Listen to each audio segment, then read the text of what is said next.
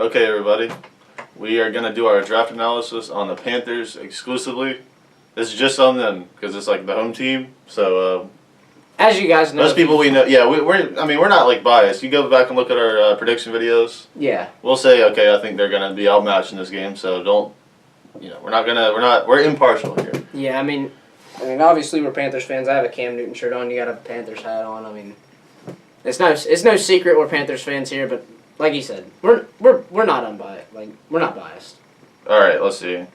Pick number 1, 8 overall, Christian McCaffrey. At first, I didn't like it, and now after some time to reflect on it, I'm starting to really like this pick.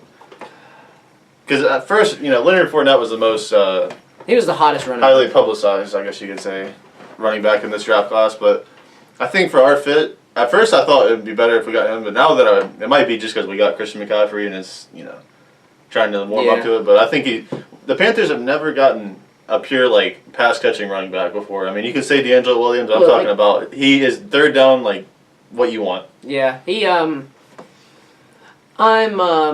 he's fast too. We haven't really had a speed back in a long time. I'm not sold yet. There's pros and cons. It's like I was sold, and then I really started watching film on Leonard Fournette, and I was like, man, I really want Leonard Fournette. I think I got too invested in wanting Leonard Fournette, because of how powerful he is. And I was like, man, that'd be awesome. So when they drafted Christian McCaffrey, obviously because Leonard Fournette got drafted by the Jaguars, but we each kind of flipped our roles on it. Yeah, I can see the upside. I can see where the upside's going to come from, but I don't I'm just. Is it a good pick? Absolutely, it's a good pick. Well, I mean, the complaint everybody had with the picks we were getting in and the whole, all the transactions the Panthers have made, it was kind of like, are they going to get speed guys? We got Devin Funchess, we got Kelvin Benjamin, we got Cam Newton. Those are all powerful guys. We don't have any speed guys. Ted Ginn just left. Philly Brown's gone. Philly Brown is gone. I mean, yeah, are they going to bring in speed? And I mean, Jonathan Stewart, same thing with him. He's powerful. We don't have a speed back. This next guy brought in speed. But I mean, one thing about Christian McCaffrey. One more thing. I thought it was good because we can put him anywhere. He can catch passes out of the backfield, which we haven't had anybody who can do that. Yeah. And he can understand any playbook. He's from Stanford. We can put him anywhere, and he's probably going to pick up on it. Yeah, I mean, it's true.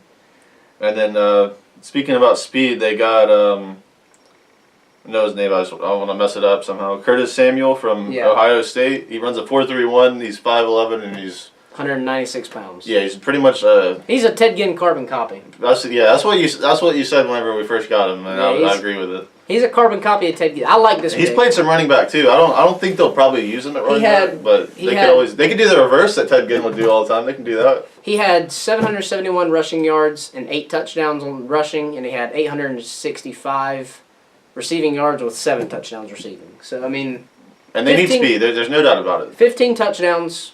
Altogether. Our other receivers, you got Kelvin Benjamin, possession, huge guy. You got Devin Funchess, kind of a red zone threat. You need a fast, speedy guy. They brought Charles Johnson in, and I think he's kind of the closest thing we had to a speed guy, but he wasn't purely speed. He was a fast for overall kind of well-rounded player. But you need this is our deep threat. I mean, he had about so I guess he had about 1,600 yards altogether. Yeah, roughly about that. We might be off a little bit. But. Yeah, we just threw that number out there, about 1,600 altogether. I like this pick right now more than I do the Christian McCaffrey, simply because of his speed. I mean, he's a little bit faster. Christian McCaffrey, I think, ran a 4.42 or 4.48. A 4.31 is, that's moving. I mean, that's what Ted Ginn ran at his 40. 0.9 of a second less, and he's tied with John Ross for the fastest 40 ever. You know what I'm saying? That's pretty quick. So I'm more of a fan of this one, obviously, to replace the Ted Ginn loss. I kind of like it because you could do the reverse like we would do with Ted Ginn. You can send him deep. You can probably, put him in the slot, I would guess. Yeah. And plus with Christian McCaffrey, well, he says slot's his favorite position. Yeah, so that works out perfect. And Ted Ginn never really went in the slot. He only goes out wide. Only went out wide. And the good thing is, with Christian McCaffrey and him, it's kind of going to be a unique look. The people that, the division rivals that we played over the years, we've kind of had the same look. Now it's a completely different look. Yeah, it's a very different They bring look. Christian McCaffrey in on third down. I don't think he'll just start immediately. bring him in on third down with Samuel. It's kind of a whole different look than they're used to. What's the tackle's name we got? Well, that was later on. I think. Let's see. Oh wait, no. Next. Okay, I was looking around. I forgot we have 2 second-round picks. Yeah, he was. They got offensive tackle Taylor Morton. I don't know, but I'm not gonna act like I know about him a lot. I don't know a lot about him. From what I've read about him so far, 6'5", 315 though. I like that. he's about.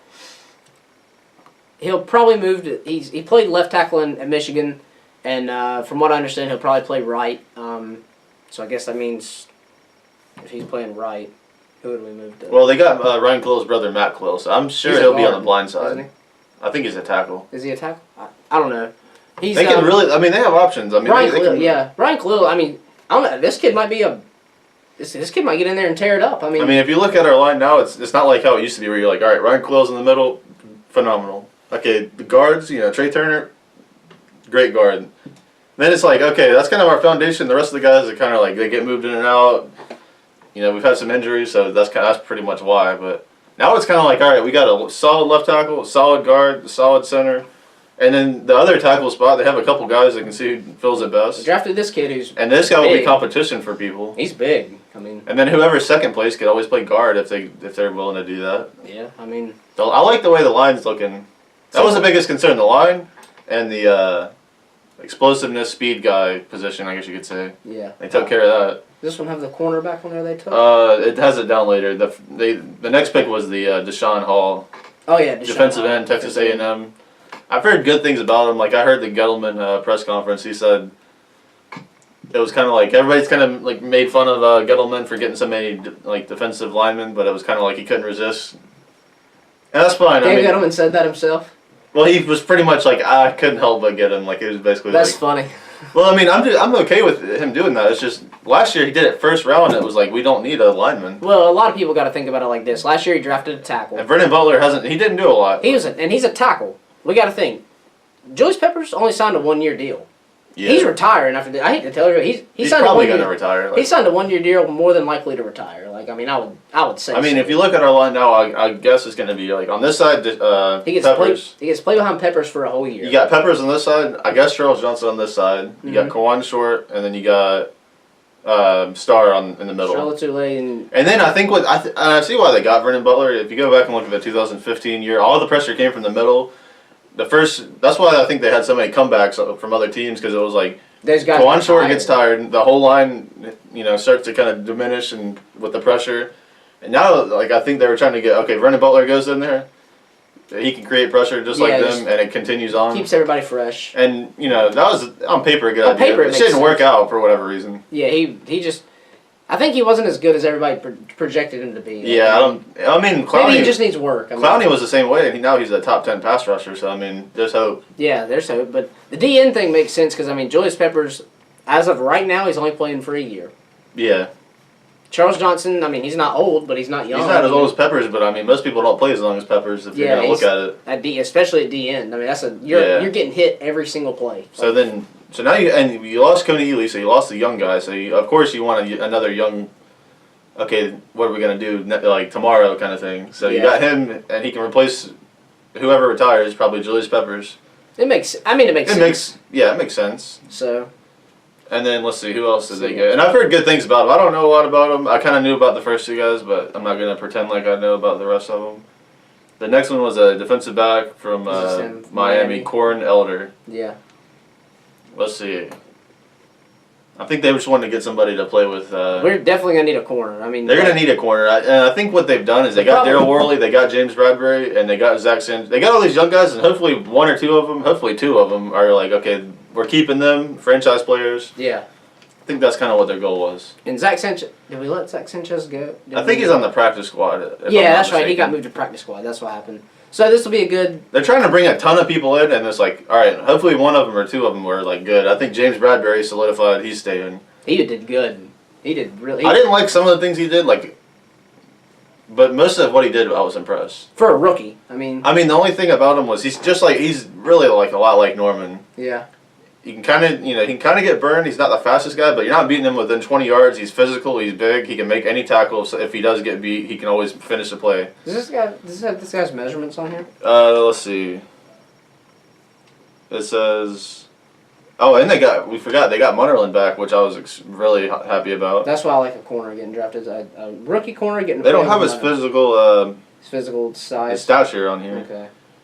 I'm sure he's probably like 5'10", 5'11", something like that. Almost all the corners coming in. Around 6 foot, around 200 pounds. Yeah, that's probably what it'll be like. Roughly. And I really like the Captain Munnerlin coming in. Like I remember the first thing I thought when because after 2013 they got rid of a lot of people. I was thinking they need to get him. Yeah, it just came in today. It was round 6, so it's kind of like not as much coverage on the draft. Hey. Some guy from West Georgia. His name's Alex Arma. I'll take him. I saw a picture of him. He looks really, really powerful. Wait. I saw a picture of him earlier today. That'll be good. Block for Cam in the backfield. That's what we need. It said he could be at poor man's Jabril Peppers on this thing. So I guess that means he's a fullback, but I guess that they're saying he can play a lot of positions. That's good. That's really good. In which we could always use that. I give this draft right now. I give it a B minus. I give it a B plus. I like the pick. Actually, I might give it an A minus because I really like the. Over the years, Gettleman's like, it's one thing to not listen to the media and do what they say because you're getting pressure to do it, but it's another thing to. I feel like he was almost doing the thing where he was like, I'm gonna go out of my way to not do what everybody wants me to do.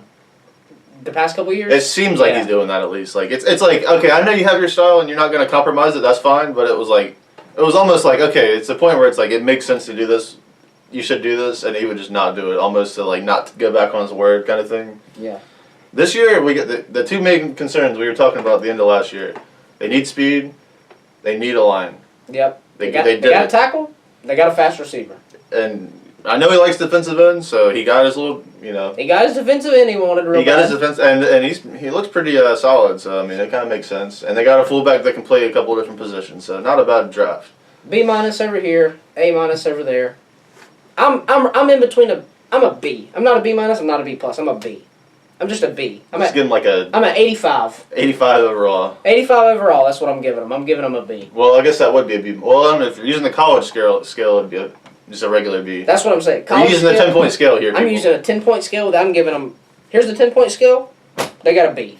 I'm looking at it like A minus, like a 93. Here's an A right here, and we're using the 10-point scale, so yeah, I'm giving them like a 93.2. There you go. Okay. We're getting exact on it. There we go. All right.